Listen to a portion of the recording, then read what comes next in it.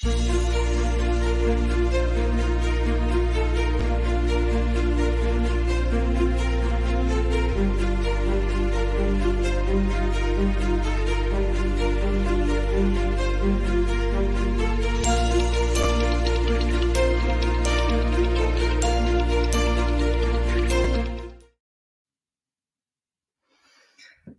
and good afternoon in Brussels or in London. My name is Stefanie Bolzen. I'm the UK and Ireland correspondent for the German newspaper or newspapers Die Welt and Welt am Sonntag. I used to be a Brussels correspondent. I then moved to the UK just in time 10 years ago for the famous Bloomberg speech by David Cameron when he said, oh, we might have a referendum. So Brexit and EU-UK relations has been for 10 years a constant for me. And I must say, I still miss Brussels a lot. I wished I was there now. So I'm delighted to interview this afternoon Michael Klaus, the German ambassador or the German representing Germany to the EU in Brussels. Michael Klaus entered the Foreign Service in 1988. And he's been working on EU affairs for more than 25 years, if I'm correct. And then between 2013 and 2018, he was Germany's ambassador in Beijing in China. So that's something also very interesting, which I would like to ask you a couple of questions about later on. And since 2018, you have been the permanent representative of Germany to the European Union in Brussels. So welcome and thank you very much. Now I would like to start focusing on EU-UK relations, of course. And just this week, someone in the House of Commons here in London said, my experience, and I quote, my experience was that the EU looked very carefully at the political situation in any country, and then they start to ask themselves, well, is it really worth negotiating with these people in that government? Because will they actually be there in any period of time? Well, that person was Theresa May, the former Prime Minister, who has a certain experience, a first-hand experience with this kind of situation. So how is Brussels now looking at Boris Johnson? And do you think, is it really worth making an effort for him? Well, good afternoon from Brussels. And well, I followed when I came back from Beijing in August 2018. So this was in the midst of the EU-UK negotiations about Brexit. And I was closely involved, and I don't really remember that there was any discussion or people saying, well, Theresa May, she's not going to be around for a lot of time. So maybe, let's try to see that we get a deal with her successor. That was not the case, and this is also not the argument I hear here. For our side, I mean, we see that not everything works well, especially on the Northern Ireland issue. There's some practical problems that we would like to solve, and we understand that also the Commission, with support of Member States, the Council, has been pushing to advance on that issue and to make this work smoothly. So it's a clear no from my side. It's a I clear can't see no. that, and I haven't heard that discussion and this argument. Of course. Now looking at the topic of and the question of Northern Ireland, and I've been listening into a couple of panels before, and you can't avoid it. It's very much on people's mind. It is actually the very, very, very much the elephant in the room, and the challenge to be overcome to get to a better relationship between London and Brussels. But talking to people here, talking to the DUP, also traveling myself to Northern Ireland and going into unionist parts in the east of Belfast and beyond, there is a very strong narrative in Northern Ireland. And this is that if the EU insists that, or the Council rather, and the member states, that Maroš Šefčovič's mandate will not be changed, then the Northern Ireland Protocol does not have community consent. And community consent is the basis to the Good Friday Agreement. And even Tony Blair, the former Prime Minister, said that the other day, that the Northern Ireland Protocol could put the Good Friday Agreement at risk. So is the EU really ready to take that risk and not give in to the demand of the British government to change the mandate? I mean, first of all, I remember the discussion, and when Theresa May was still UK's Prime Minister, she was going for a backstop. It was fine with us. And then her successor, Boris Johnson, said he doesn't want a backstop and he wanted a different solution. The result was the Northern Ireland Protocol. And it was not us pushing for it. It was the UK side. And I recall that, finally, when the deal was struck, it was the British Prime Minister declaring victory. Fine. And now we're a little bit surprised to hear that the protocol needs to be changed. I mean, we do understand that there's some issues and that things don't work smoothly.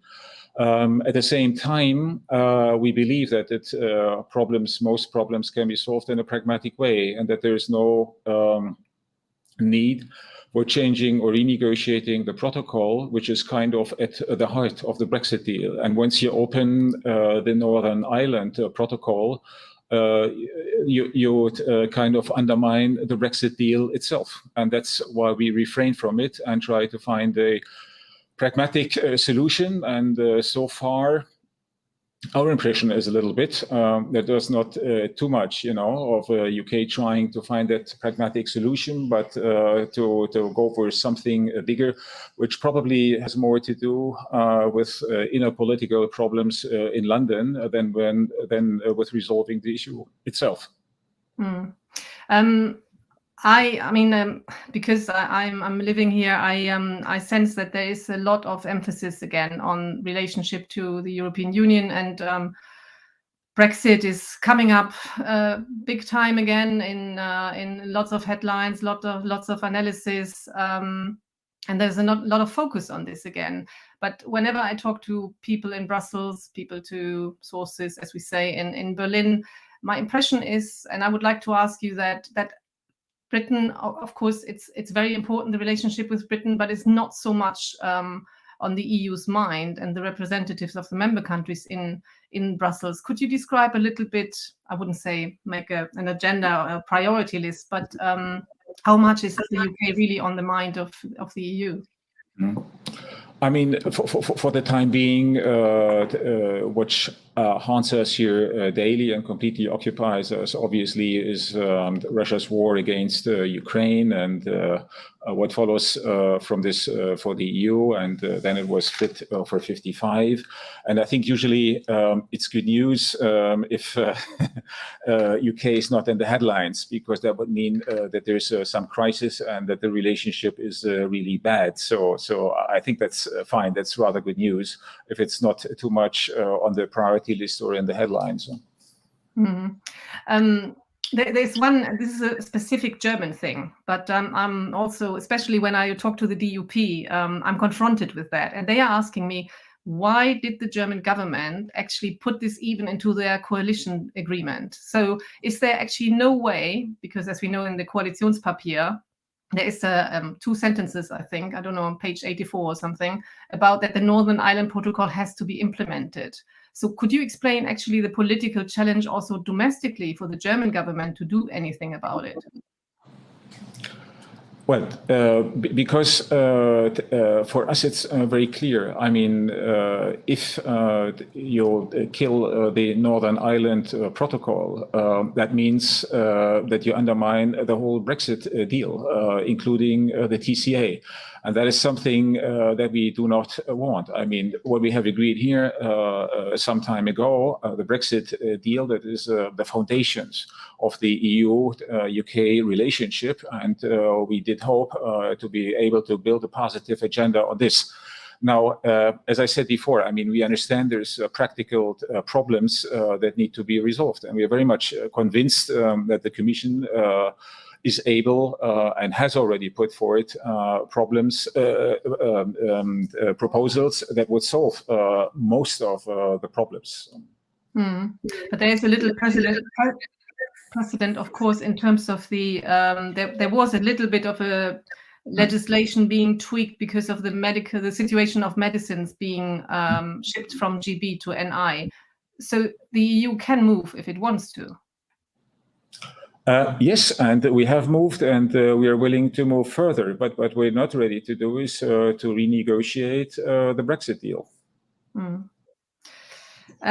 Moving away a little bit to something that obviously is also very much high on the priority agenda, which is the cooperation and the unity of the West now in this massive historic challenge of the Russian war in Ukraine. And the UK is obviously a crucial country in supporting Ukraine. Has been started very early on to send weapons, defensive weapons, in the beginning to Ukraine.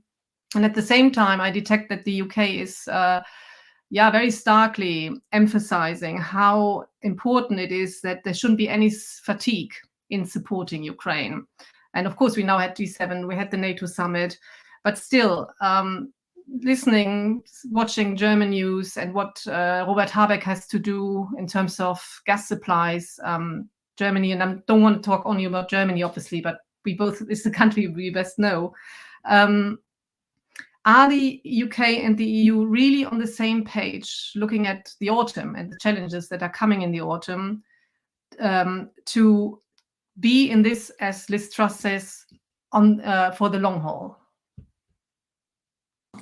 Well, as far as I can see, I mean, we are pretty much united, EU, UK, but also the United States, on how to support Ukraine with arms deliveries, financially, politically, and there's a close coordination. And I also remember, I mean, the different sanctions packages. We had a 6-year on the EU side. It was all closely coordinated with the United Kingdom. And I think it's of utmost importance that we do stay coordinated. And actually, I don't see that there's any risk of a split.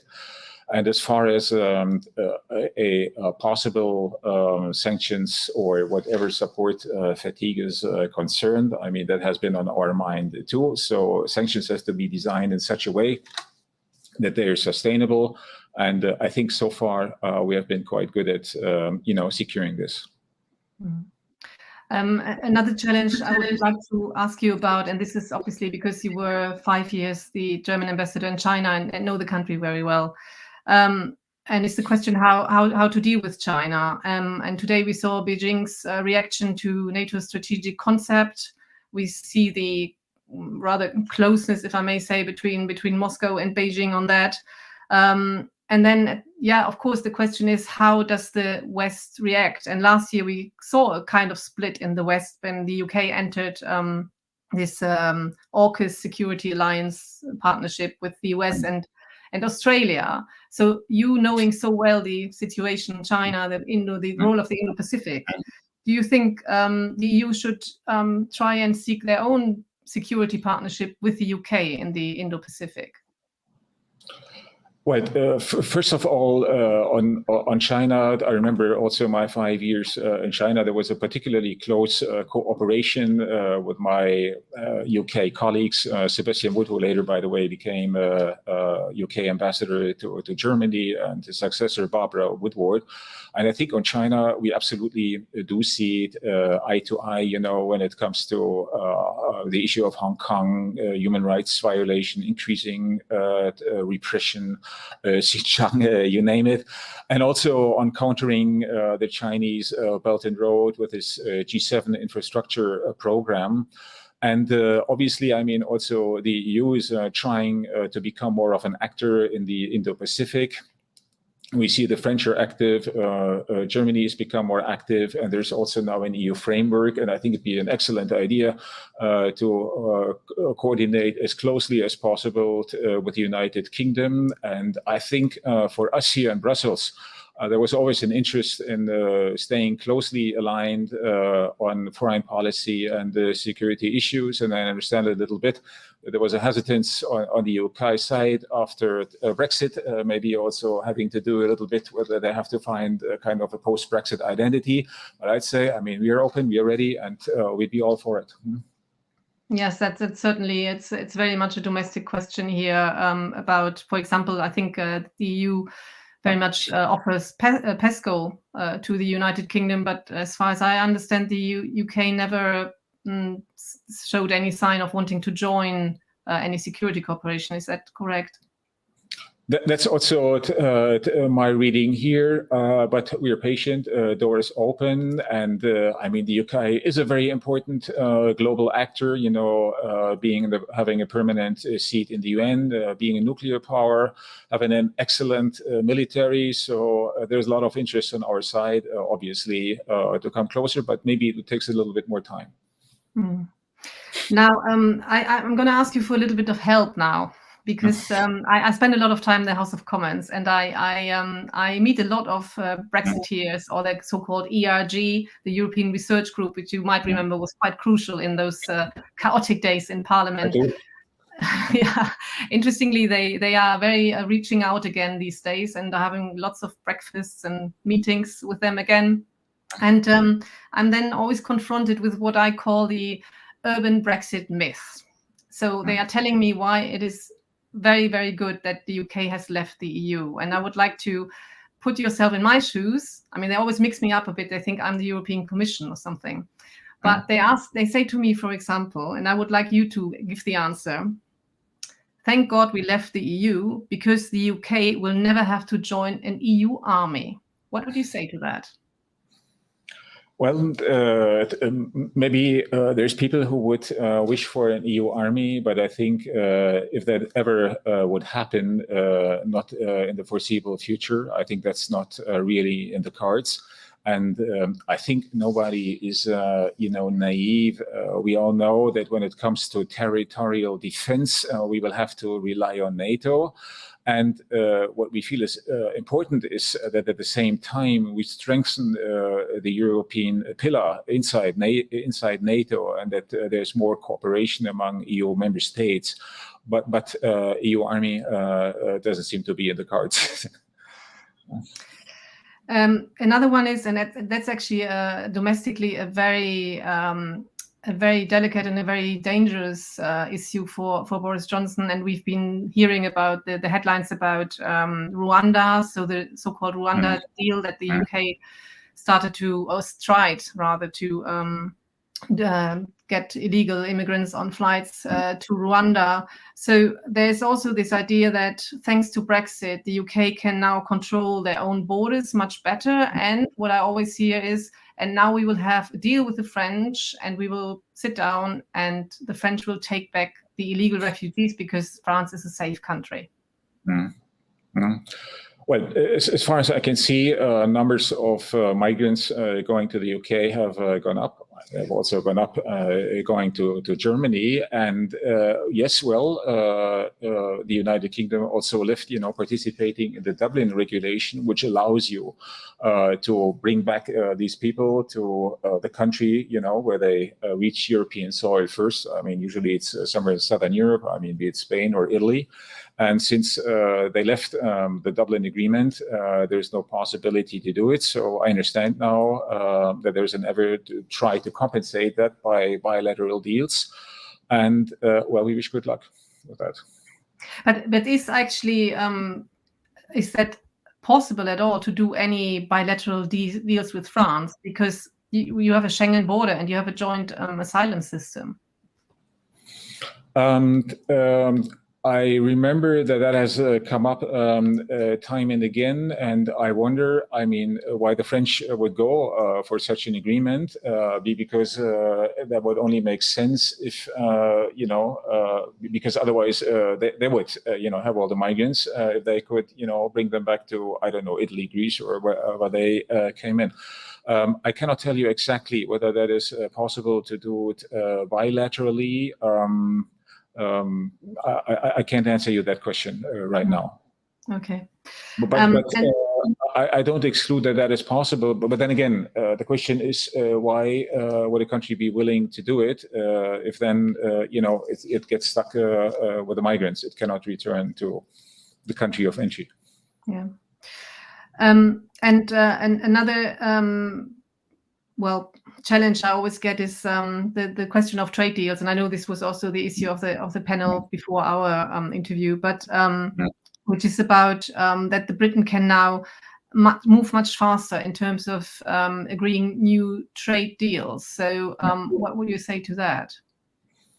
Well, I mean, what we've been seeing so far, I think, is basically a rollover that has been taking place. So, kind of that, the regulations of the EU trade agreements have been kind of reconfirmed now as a kind of a bilateral agreement between the United Kingdom and a third country. So, I don't see that there has been a lot of divergence.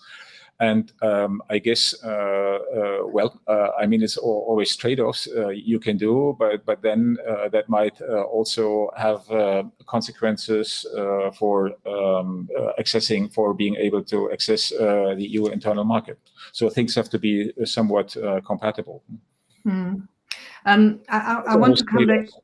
Yeah, I would want to come back one more time to the Northern Ireland Protocol question in a minute, but let's put this to the side for one moment and talk about the future and future cooperation. And I do think, well, being German, I think Germans have a very they adore and admire the United Kingdom. And I'm just now London is full of German school kids who are coming here for holiday, and friends are coming to London a lot these days. And there has been so much exchange programs, which now, of course, because of Brexit, many have been paused. But what areas do you think are most crucial in working together, putting now the problem with the Northern Ireland Protocol to the side, apart from exchange and really the civic society cooperation? What do you think are the challenges, most important challenges to solve in the future? Well, as we discussed before, I mean, much more close cooperation on foreign and security policy. I mean, seen that we not only have this Ukraine war issue, but we see that the rules-based international order is under attack, including by China. Then there is the issue of climate change, and we would like to cooperate. I understand there's, in the context of G7, we are already doing, but we would like to deepen that. And also, I think mobility would be quite important. To have an exchange of students, of researchers, professors, and so on. I mean, we had a very tight network, and I think we would like to see that come back. But maybe we have to wait, for the conditions and the political atmosphere to be right. And then talking about the political atmosphere, I happened to be at the lunch where your colleague João Vale de Almeida said very clearly that because of the disagreement around the Northern Ireland Protocol, there wouldn't be any movement, for example, on Horizon. I mean, is this really fair to punish scientists and universities now they can't get their funding, they can't do their planning because of something that is actually quite unrelated to this? Mm-hmm. Well, I think this is part of the Brexit deal that the UK would participate in Horizon, and I think there's a strong wish also from our side that happens. But I think we also have to see that political atmosphere and so it needs to be right. And here the Commission is also the decisive player. They would have to come forward with a proposal. That they have the right of initiative. And I hope that, these issues can be resolved soon so, that we can start with a positive agenda, including cooperation on Horizon. But whether it's in the Parliament, I mean, it's quite likely. Sorry. There's a lot which is a little bit on ice because of the present situation. And I mean, let's see. We shouldn't forget, I mean, reneging on the Northern Ireland Protocol, which is the centerpiece of the Brexit deal. I mean, this is no small thing.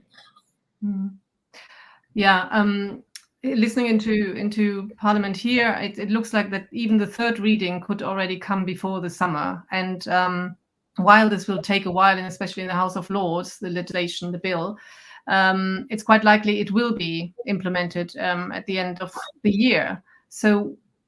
So it is not only a distraction, I think, but it is something that the government is willing to take through and take to the end. So what do you think would be the reaction by the European Union indeed, it's not a distraction, a political weapon that Johnson uses to get attention from Brussels again, but it will become reality. I mean, every time, the issue of the Northern Ireland Protocol pops up and the UK government signals us that they're not going to respect it, that they're not going to implement it. So we have Maros Sefcovic coming into Coreper, for example, and later into Council. And then he tells us, we are going to react in a proportional way. We're going to retaliate, and all options are on the table. And then there is a table round, the famous tour de table, and everybody says, well, we are fully united behind the Commission. Would you maybe say there's also a little bit of Brexit fatigue when you hear this time and again?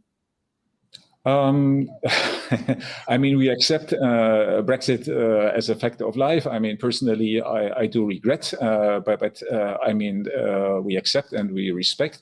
And this is just the way it is. But what we don't appreciate is that a lot of political energy is being absorbed by this Northern Ireland issue. And we do feel actually that is also related to inner political issues in London. And every time, the government seems to be in a little bit of a dire strait, I mean, you can expect the Brexit issue to pop up again. And people here in Coreper and the Council, I mean, start to say, well, Groundhog Day again. Huh? You have observed this for a long time, as much the negotiations and then the agreements and what is going on now. And it begs the question: is there actually still, you think, that the UK government does not understand at some point that they use a legally based structure, that it doesn't work like a political government? It is based on rules, and the Commission is not a government. Is that still, you think, a misunderstanding in Britain? That might be one of the many misunderstandings. I mean, sometimes, and also during the Brexit negotiations, when the UK was still a part, sometimes I was a little bit surprised. I mean, that, was so forgotten. I mean, how the EU operates and works. Sometimes I felt it was being ignored. And lastly, I would... I mean, it's no small thing to keep the unity of the 27, to get them aligned. And that means, it takes time. And this is a kind of a tanker. It operates obviously differently. I mean, you have a body of 27 member states, including European Parliament and the Commission. That is different than, if you have a government which commands a majority in Parliament. Yeah, but even here talking to member states from the Baltic countries or Poland, and of course they have now an even stronger relationship with Britain because of British support in Ukraine. When I then ask them about whether they want to push for a new mandate for Maros Sefcovic, it's unanimously no. They will not support any of the British demands, which I find quite striking. Yes, I know, and I can just confirm. I mean, same here in Brussels. Now, as the last question, because we have only a minute left, but I was lucky enough to have a tour in the Foreign Office here the other day, and it reminds you of the outstanding history of the United Kingdom, and also in terms of in the world of diplomacy. And you have worked so many years on European affairs for the German government as a diplomat. Are there moments when you miss the Brits in Brussels? Absolutely. I mean, it's personal friends, contacts, and also on many issues here, like promoting free trade, but many other issues. We were quite united. Or when it comes, I mean, United Kingdom was an important net player. So we were closely coordinated when negotiating the EU budget and the multi-annual financial framework. I mean, just to name but a few. So yes. Yeah. I mean, Brexit is a reality, and so somehow we have to work around it. And as I said, I mean, we would really love to start with a positive agenda, but we understand it might take more time. And I mean, if they really now go for this Northern Ireland bill, then this will be definitely a serious setback. No doubt about it. Yeah. And, sorry.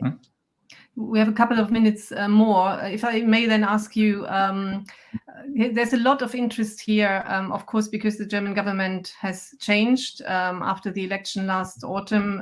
Olaf Scholz was here at the beginning of March, I think, for the first time.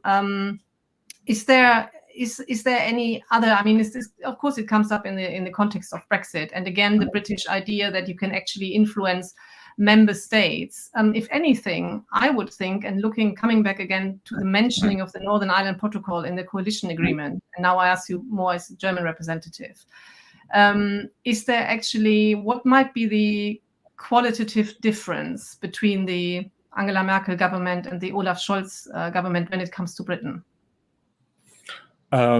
Well, my impression is that the new government is more clear, when it says, well, the Northern Ireland Protocol is at the heart of the Brexit agreement, and that when they say that all options are on the table, the Chancellor Angela Merkel has been less explicit on this. And also when the Northern Ireland bill was tabled, you had quite tough reactions from Chancellor Olaf Scholz and also from Foreign Minister Annalena Baerbock. I mean, much more clear than what you would have had as a reaction a year ago. Yeah, I think also what is, of course, a fact is when Angela Merkel was still German Chancellor, there were still negotiations going on. And now the Brexit agreement is there. And I sometimes get the impression, again, I'm living here, so I'm a bit biased. But I think I get the sense that Europe looks a bit at Britain and says, you wanted Brexit, you got Brexit, we have moved on. But sometimes I get the impression Britain is not moving on. Is that right? Well, yes, we have moved on. So there is more integration. And by the way, also suddenly, I mean, you remember Commission President, claiming that it needs to be a geopolitical commission and the EU needs to be geopolitical, but it never worked out in practice. But suddenly, overnight, with the Russian attack, brutal attack on Ukraine, it became a geopolitical actor. Basically, overnight, when you think about that, the Commission was in the lead on sanctions, and also when it comes now to the reconstruction of Ukraine, it will also be the European Union. So that did change a lot of things, and also integration has advanced. COVID suddenly, vaccines and border closures inside the EU is a national competence, but suddenly member states decided to transfer it to the Commission or just recall a next generation EU. I mean, something that would have been unthinkable 3 years ago. And so EU has moved on. And at the same time, I mean, there's still this feeling that, because of geographical proximity, because we are politically, culturally, closely allied, we have a common history in all of it. So we would like to have much more closer cooperation, and the UK and us to move closer together. So that's, I think, all 27 member states would like to see. But unfortunately, with all these rows about the Northern Ireland Protocol, it's probably not the good moment to start this. Yeah, it's like Dennis McShane, the title of Dennis McShane's book, Brexiternity. It's not going to go away. No, I mean, we hope that, and so it will be on a new basis, but still we believe it could be much closer, but maybe also a little bit of strategic patience is needed, and maybe also on the UK side, they have to find this, what you call post-Brexit identity, so maybe it just takes some time. And, it's like also in a divorce that, it takes a little bit of time till the two, can, talk again and do things together again. Yeah. Well, Ambassador, thank you very, very much for your time. And the next panel is with my political colleague, Susan Lynch, and she's interviewing Kelly Bieber from Ipsos Mori. Thank you very much, and good afternoon from London. Thanks very much, and good afternoon from Brussels.